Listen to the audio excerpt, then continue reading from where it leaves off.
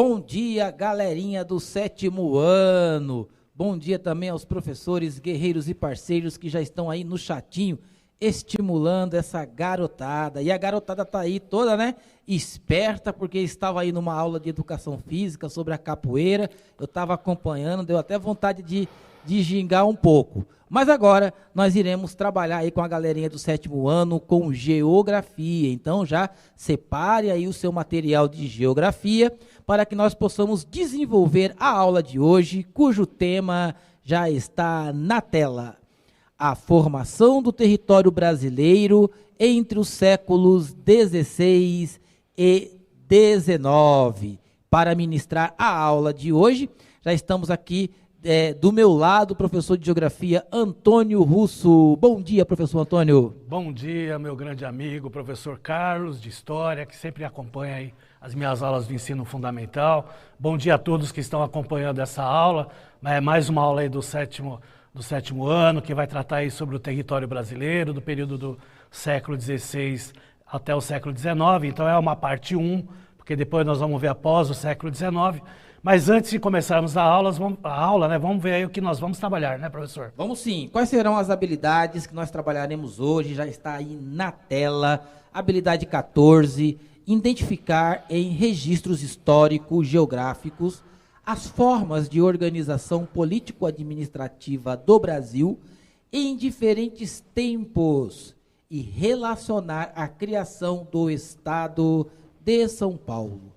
A unidade temática será o sujeito e o seu lugar no mundo, e os objetos de conhecimento que trabalharemos serão as ideias e concepções sobre a formação territorial do Brasil. Aula muito importante que casa aí com história também, nas próximas habilidades que nós estaremos trabalhando com vocês. E já vamos começar a aula com a distribuição dos grupos indígenas. Vamos lá, prof. Vamos lá, então. Lógico, nós sabemos, né, que os povos originários aqui do Brasil são os indígenas, né, o que nós denominamos de povos autóctones. E aí nós vamos ver um mapa mostrando aí a distribuição dos povos indígenas, né, antes da introdução aí dos portugueses, em 1500. Então nós temos aí as formações sociais indígenas, representavam diversos estágios da comunidade primitiva, que entrou em processo de desagregação a partir dos contatos com os representantes da expansão mercantil europeia, no caso do Brasil, os portugueses inicialmente. O avanço das frentes pioneiras promoveu sucessivamente a diminuição das áreas de mobilidade espacial e também o decréscimo quantitativo dessas populações, cuja importância numérica atual é bastante reduzida. Eu vou dar um destaque aí, né, para um grupo aí bastante interessante, que é o Tupi-Guarani, né, que está aí nessa cor aí alaranjada, né, uma cor salmão. Né, veja que está bem distribuído no território, que logicamente é o território atual do Brasil, mas que a gente sabe que quando teve o tratado entre Brasil e Espanha não eram todo esse território. Mas originalmente, né, pelo formato atual do Brasil, né, esses grupos aí que estão, né, coloridos, né, o Tupi-Guarani aí em destaque, tem o G também, que também tem um grande destaque, né, os tucanos, os caribas e outros mais. Nesta região atual, né, do território brasileiro, nessa área de mais de 8,5 milhões de quilômetros quadrados, aí nós tínhamos esses povos originários aí do Brasil, correto? Pode voltar para mim, por gentileza. E aí o que vai acontecer? Chega a 1500, aí começa a ter aquela questão lá do descobrimento do Brasil, né, que se fala muito, né, esse questionamento todo que nós temos. E, logicamente, né, no auge, né, do século XV para o século XVI, nós tínhamos dois reinos, principalmente na expansão, né, mercantil, que é essa expansão marítima que nós temos no mundo, né, dando destaque aí para Portugal e Espanha. Nós temos outros reinos importantes na Europa. Né, nós temos os ingleses, nós temos os franceses, nós temos aí os Países Baixos, né, que é a atual Holanda, a Bélgica também tinha uma grande influência na Europa. Então, todos esses reinos, eles estavam buscando, né, localizações novas, principalmente em busca de recursos, né, que dessem um valor monetário acima disso. Então, logicamente, os portugueses e espanhóis aí com a expansão marítima, né, e o desenvolvimento bem avançado deles, resolveram fazer um tratado aí entre as ambas potências da época, que é o que nós chamamos de Tratado de Tordesilhas. Então vamos dar aí uma olhada aí na tela e vocês vão ver aí a divisão do mundo em duas partes, tá? Só que antes do Tratado de Tordesilhas, nós tivemos, né, em 1493, o tratado que é chamado de Bula Intercoetera, que é um tratado que quem fez esse tratado foi o Papa Alexandre VI, tá? E o Papa Alexandre VI decidiu, né, que a parte leste do mundo ficaria para os portugueses e a parte oeste ficaria para os espanhóis, tá? Então a gente vê a linha tracejada, é o primeiro tratado aí que foi feito entre as duas potências, né, comandada aí pelo Papa da época Alexandre VI, né, e aí a gente observa que na linha tracejada só tem um pedaço do Brasil, né, porque a delimitação foi 100 léguas, né, que é uma distância em torno aí de 660 quilômetros da ilha de Açores, tá, que está lá próximo lá das Ilhas Canárias, que está aparecendo no mapa aí. Aí o português viu que ficou com um pequeno território do novo continente, que era a América. E aí, em 1494, ele reivindicou um novo tratado, que aí é o que nós conhecemos como Tratado de Tordesilhas, que é um tratado aí que aí sim, com 370 léguas traçadas a partir de Açores e Cabo Verde, que são duas ilhas na região aí da África, né, com uma posse europeia, e se decidiu um aumento do território da América, como a gente vê nessa linha roxa, contínua, e demarcando um novo território para os portugueses. É óbvio, né, pode voltar para mim, é óbvio que não há um contentamento, mas há uma certa, assim, tá bom, vamos deixar quieto, que mais para frente a gente vai, né, ver o que a gente faz. E a gente sabe que pelo histórico do território brasileiro atual, né, os portugueses fizeram mesmo com a interiorização, né, principalmente atrás de recursos minerais, né, e também de outras, como o caso das drogas do sertão, que são as especiarias encontradas aí na região norte, e outros recursos, que podemos assim dizer recursos econômicos, né? Então, essa extensão territorial na época, principalmente aqui no Brasil, ele tem muito a ver com a questão econômica. Ela acaba andando junto, porque o país ele não quer só a extensão territorial para falar assim, olha, eu tenho esse imenso território. Não, ele quer alguma coisa que ele tenha lucro, até porque as viagens, e até o professor Carlos aqui que é de história até pode dar um destaque maior, elas são caras e são longas, né, professora? Levavam meses, né, para chegar. Sim, existem aí alguns conhecimentos acerca, né, do tempo que se gastava. Então, varia, mas eu já vi alguns escritores que trabalham naqueles navios, né, guiados à vela ainda, guiados pelo vento, era em torno de 90 dias para sair lá de Portugal ou Espanha, atravessar ali o Atlântico para chegar nas Américas. E como nós costumamos dizer lá nas aulas de história, professor Antônio, as navegações não eram navegações de férias, né? A colonização, ela não foi uma colônia de férias, eles não vieram para a América para poder tirar férias. Eles vieram colonizar e explorar e lucrar com essa exploração. Primeiro o pau-brasil, depois aí os minerais, né, principalmente em Minas Gerais, que nós vamos ver isso mais profundamente daí durante o bimestre, né, durante os bimestres até o final do ano. Vai casar aí geografia e história com muitos conteúdos. Beleza, então é isso aí. Então, logicamente, a gente tem que entender que essa disputa territorial do novo continente também, logicamente, teve os outros reinos, mas no início do processo, século XV e XVI, a gente dá muito destaque para a Espanha, né, a América Espanhola, e tá Portugal, no caso aí do Brasil, naquele pequeno território com o Tratado de Bula Intercoetera, depois se expandindo mais com o Tratado de Tordesilhas e com o passar do tempo, como a gente falou, a interiorização do Brasil para novas riquezas e novos processos econômicos.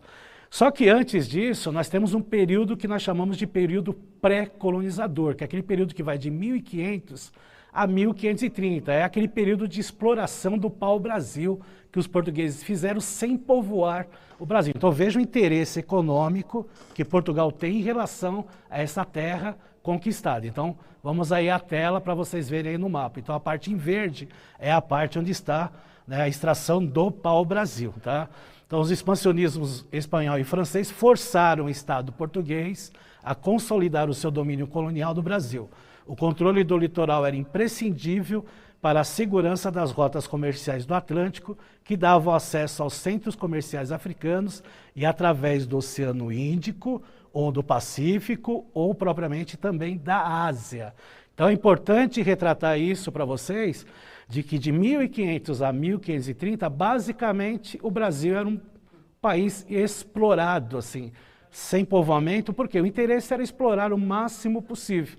E a gente vê aquela faixa litorânea toda em verde, né, aquela exploração do pau-brasil. Lógico que com invasões, né, principalmente dos franceses no nosso litoral, então aquela extensão verde lá que atraía riqueza para Portugal, acabou, né, fazendo com que os portugueses se sentissem na obrigação de povoar o território, tá certo? Então é importante retratar isso. Então vejam que ficaram aí 3 décadas aí na exploração para depois o povoamento, né? Quem só, né, a gente vai saber só história para dizer se houvesse, né, por exemplo, não houvesse as invasões, quanto tempo, né, os portugueses levariam para povoar o nosso território. Né, isso aí era uma questão até, né, histórica até. Vamos lá para as capitanias hereditárias da primeira divisão do Brasil em 1534. Bom, aí os portugueses povoaram, né, e logicamente, né, o rei de Portugal decidiu como seria, né, essa questão aí da divisão territorial. Então foi através das capitanias hereditárias. Então, associando particulares à colonização do Brasil, o Estado português buscava consolidar o seu domínio sem prejuízo dos interesses prioritários de outras áreas, como a África e, sobretudo, a Ásia. O sistema das donatárias organizou as atividades produtivas, notadamente as da agromanufatura, do açúcar e da pecuária. Propiciou a fundação das primeiras vilas e o exercício das atividades jurídico-políticas e culturais. É engraçado, né, professor Carlos, falar essa donatárias, né? Capitanias hereditárias e a questão das donatárias, né? Sim, as terras que eram doadas pelo rei de Portugal a esses portugueses que vinham administrar aqui essas terras. E detalhe, essas terras elas não podiam ser vendidas, elas eram passadas aí de pai para filho.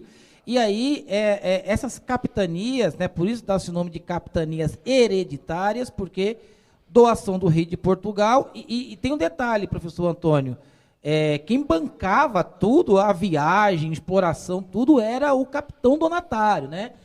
Portugal doava as terras e dizia, você que vai levantar aí os fundos, os recursos para você administrar. E aí era passado aí de pai para filho. Então, essa foi a primeira divisão administrativa das terras brasileiras, que nesse contexto histórico pertencia aí a Portugal. Até acho que, vamos, né, se eu estou correto, podemos até relacionar essas capitanias hereditárias até com os grandes latifúndios de hoje, né? Começou por aí, né? As grandes extensões de terra, né? E, claro, né? O 7º ano, né? A garotadinha está aprofundando, mas com o tempo, né? Vocês vão crescendo e vão aí aprendendo a entender essa relação, né? Da história, né? Com os acontecimentos históricos, com muitos fatos do presente, da nossa realidade, principalmente essa questão aí do latifúndio, das grandes propriedades de terra, né, que vem aí dentro desse processo histórico. Então, estude aí essa parte e vai se aprofundando aos poucos, que com o tempo você vai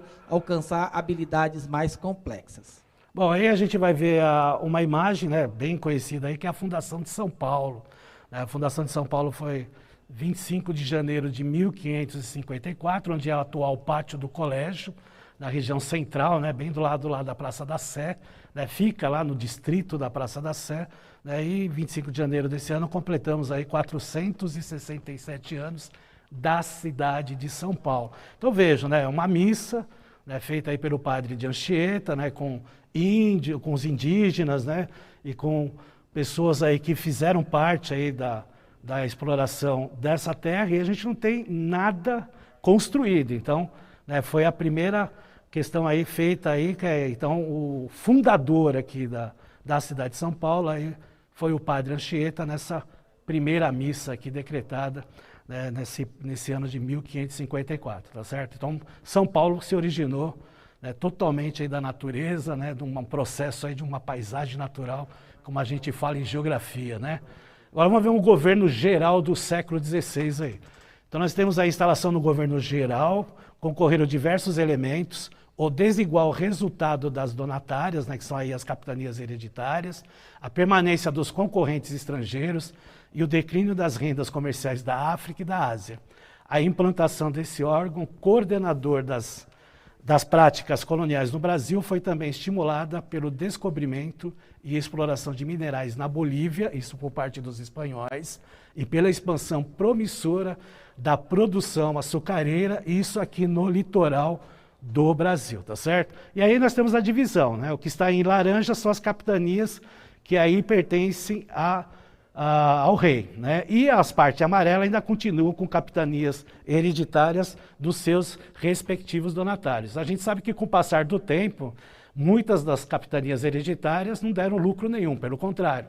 E aí, com o passar do tempo, a capitania real, as capitanias, algumas se tornaram capitanias reais para ter aí um processo, né, de mais integração, né, do Reino de Portugal aqui no novo território, né, aqui dos portugueses, que aqui é o Brasil, tá certo? Vamos para a próxima tela aí. A próxima tela vai mostrar uma outra imagem de São Paulo, né, já uma vila no século XVI. Mostra aí um forte, né, principalmente aí para se defender do ataques dos indígenas e dos corsários que vinham aí de outros países aí da Europa, né, com muros de taipa e cerca de madeira. Então as construções aí aparecem principalmente essas de proteção contra ataques de indígenas e de corsários aí que são, né, piratas que vêm aí da Europa para tentar invadir o território brasileiro, como já acontecia antes. Muitas histórias de pirata aí nesse período, a garotada gosta, né, de ver as lendas que eram contadas no mar, né, quando eles atravessavam aí da Europa para a América. Bem interessante. E aí, professor Antônio, é bem interessante o estudante notar aí nessa imagem da Vila de São Paulo no século XVI, né, e fazer a comparação com a imagem lá da primeira missa, né, que foi realizada, porque o estudante vai perceber aí a transformação do espaço natural, né, conforme a exploração portuguesa vai se aprofundando. Isso, né, nós temos essa imagem. Olha só com a imagem natural. Quando nós vamos para aquela imagem da primeira vila, você já tem aí a transformação da paisagem pela exploração e a organização do território. Então, vai se tornando um ambiente, né, bem mais humanizado, né? Exatamente, perfeito. Falou direto, aprendendo na aula do sexto ano, né, professor Carlos? A questão da paisagem humanizada, né, transformada. A gente aprende com geografia. Exatamente, também aprende com história, né, e com as outras disciplinas, né? Mas é interessante essa agregação entre essas duas disciplinas. Exatamente o que o professor Carlos falou. Uma transformação da paisagem natural, né, num curto espaço de tempo para uma paisagem mais humanizada e, logicamente, vendo, né, a atual cidade de São Paulo, a diferença que nós temos hoje. Vamos lá para a próxima tela, que nós vamos ver a divisão do Brasil em dois. Então nós temos a repartição do norte, que é chamado de estado do Maranhão, e a repartição do sul como estado do Brasil. Essa repartição em duas é para tentar uma dinâmica maior para o aumento da possessão do território do Brasil, principalmente no extremo norte, que é chamado aí da região setentrional, né? Quando a gente fala setentrional, quer dizer norte. Então essa divisão aí é mais para o quê? Para dar uma aceleração na incorporação dessa região mais ao norte aí, né, que nós chamamos aí de região setentrional. Isso aconteceu em 1573. Então vejam as transformações territorial feitas pela coroa portuguesa para tentar dinamizar e aumentar o seu território sem guerra com a Espanha. E é isso interessante de retratar. Vamos para a atividade, professor Carlos? Vamos para uma atividade, olha só, vamos lá, na tela a atividade. Quais capitanias hereditárias se destacaram no Brasil? Professor, eu não sei. Vai rapidinho aí, faz uma pesquisa bem rapidinho aí na internet. Vamos dar 2 minutos, né? Coloque aí quais as principais capitanias hereditárias do Brasil e nós voltaremos em 2 minutos. Rapidinho, faz uma pesquisa, coloque aí no chat e nós já vamos aqui já colocar suas respostas. Dedinho no teclado, 2 minutos, já voltamos, participe.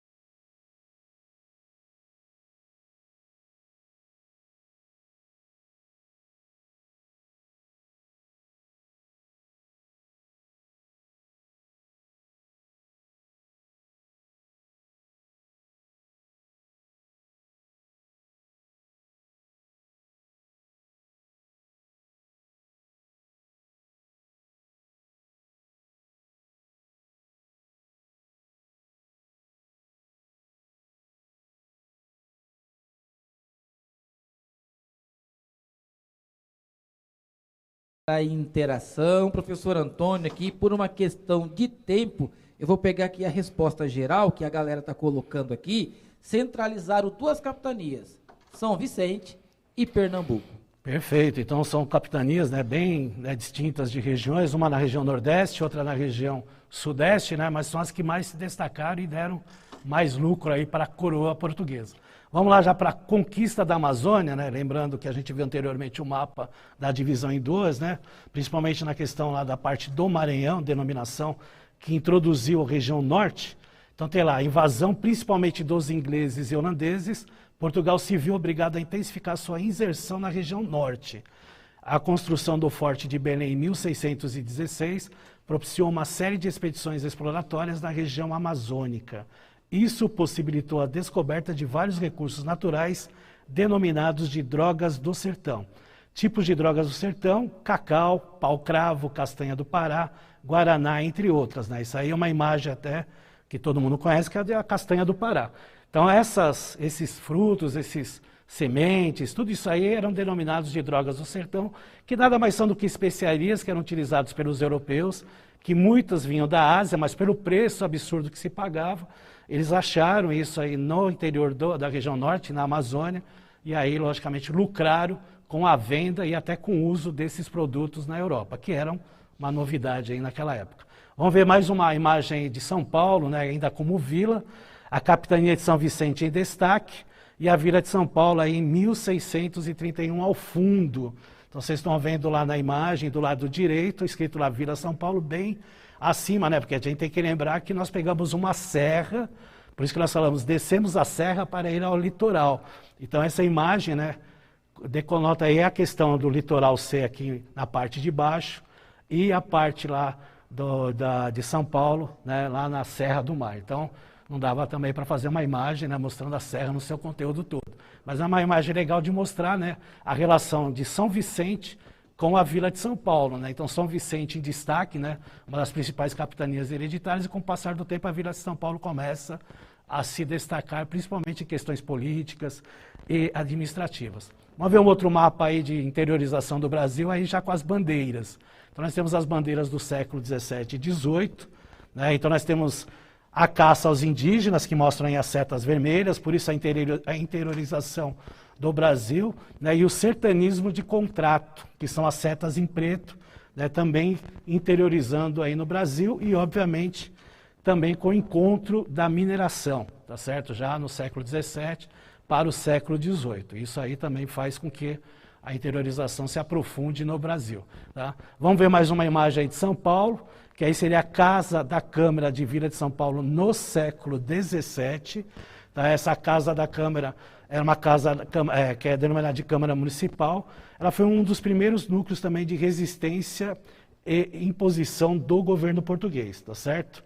Então ele é também, né, uma construção feita no século XVII, também com uma questão, né, de enfrentamento, tá? Como a gente viu anteriormente. Vamos para a próxima imagem aí também da interiorização do Brasil, e a gente dá destaque para São Paulo, olha o tamanho, né, de São Paulo em 1709.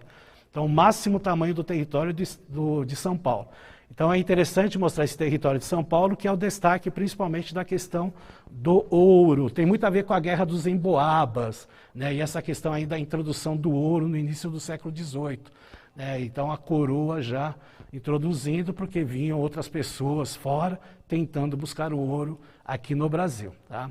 Vamos lá para a próxima tela, a economia nativista do século XVIII, tá? Que aí também faz parte, né, extrativismo do ouro no interior, por isso em amarelo no interior nós temos aí o ouro, a pecuária se destacando também. Você vê que a cana-de-açúcar, ela também tem um destaque no litoral, né? E aí nós temos aí as conspirações que aparecem já nessas regiões aí dos movimentos contra a coroa portuguesa, né? E o destaque ainda também das drogas do sertão ao norte, tá? Então já vejo que já tem, né, uma diversidade econômica, né, no que nós chamamos de arquipélagos econômicos do Brasil, tá ok? Vamos ver aí mais uma imagem aí de São Paulo, já a Várzea do Carmo. A gente está vendo aí a Várzea do Carmo no século XIX, né? Quem vê a Várzea do Carmo hoje, quem conhece quem vê a imagem da Várzea do Carmo no passado e conhece hoje a Várzea do Carmo, vê a grande diferença aí, né? A gente vê na parte de baixo o rio Tamanduateí, que parece mais um córrego, né? Então, para quem é da região, sabe que nós temos lá um rio passando, que é o rio Tamanduateí. Certo, pessoal? Então é isso, né? A primeira parte aí dessa expansão territorial. Entrem nessa tela e printem ela para fazer uma pesquisa, que é interessante. Pesquise mais sobre o território brasileiro e suas transformações, né? Faça uma pesquisa interessante, né? Junto aí com os seus professores. E na próxima aula a gente vai estar falando sobre a parte 2. Agradeço aí a participação de todos no chat. Até a próxima. Obrigado, professor Carlos. Valeu, galerinha. Até mais. Continue estudando aí durante o dia. Não esqueça de avaliar a aula no final. Façam as pesquisas aqui que o professor Antônio passou para vocês fazerem. Se aprofundem sobre o Brasil. Vocês vão trabalhar isso o ano inteiro. E continue os estudos. Bom trabalho aos professores. Bom estudo aos estudantes. E tchau. Até a próxima aula.